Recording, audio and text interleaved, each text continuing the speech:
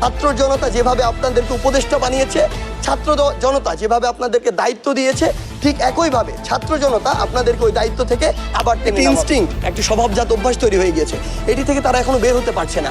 এই জন্য তারা তাদের যে শব্দগত চয়নের যে বিষয়টি, যে অভ্যস্ততা তৈরি হয়েছিল, এটি থেকেও বের হতে পারছে না।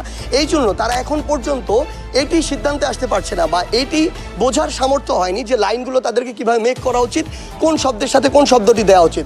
তারা কিভাবে এটি বলে যে কোটা সংস্কার আন্দোলনের নামে এটি হয়েছে।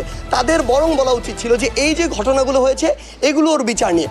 তিনি যদি কোটা সংস্কার বলেন, কোটা সংস্কার আন্দোলনকে কেন্দ্র করে কিছু বলা মানে কোটা সংস্কারের সাথে যারা সমন্বিত ছিল তাদেরকে নিয়ে বলা। তারা এটি কখনো বলতে পারেন না। তারা হয় ওটিকে আলাদা একটি ইন্ডিভিজুয়াল ইস্যু করবেন, অথবা কোটা সংস্কার আন্দোলনের সাথে এই যে সম্পৃক্ততাটা, এটি একটি বিভাজন তাদেরকে দেখাতে হবে। কারণ কোটা সংস্কারকারী যারা ছিল তারা কখনো এগুলোর সাথে সম্পৃক্ত ছিল না। আমরা জানি এবং আমরা দেখেছি দেশে অনেক জায়গায় এরকম কিছু ঘটনা ঘটেছে যেগুলো আমাদের জায়গা থেকে প্রত্যাশিত না, আমরা সমর্থনও করি না। সেই জায়গা থেকে আমাদের কথা ছিল যারা এগুলো করেছে তারা হয় সন্ত্রাসী, না হয় দুর্বৃত্ত, না হয় তাদের কোনো রাজনৈতিক অপচেষ্টা বা ভিন্ন উদ্দেশ্য রয়েছে, না হয় তাদের ব্যক্তিগত কোনো ক্ষোভ রয়েছে যে জায়গা থেকে তারা এগুলো করেছে। সেই জায়গা থেকে তারা অবশ্যই ওই দলভুক্ত।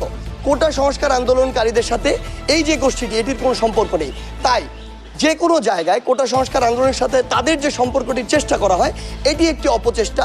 এবং তিনি যদি তাদের জায়গা থেকে বা ওই গোষ্ঠীটি বা এই মন্ত্রণালয়ের জায়গা থেকে যদি ফার্দার এরকম কিছু করার চেষ্টা করা হয়, তাহলে আমরা একদম স্পষ্ট করে একটি কথা বলে দিতে চাই, আপনারা যদি আপনাদের ওই ফ্যাসিস্ট স্বভাব থেকে বের না হতে পারেন, তাহলে ছাত্র জনতা যেভাবে আপনাদেরকে উপদেষ্টা বানিয়েছে, ছাত্র জনতা যেভাবে আপনাদেরকে দায়িত্ব দিয়েছে, ঠিক একইভাবে ছাত্র জনতা আপনাদেরকে ওই দায়িত্ব থেকে আবার টেনে নামাবে।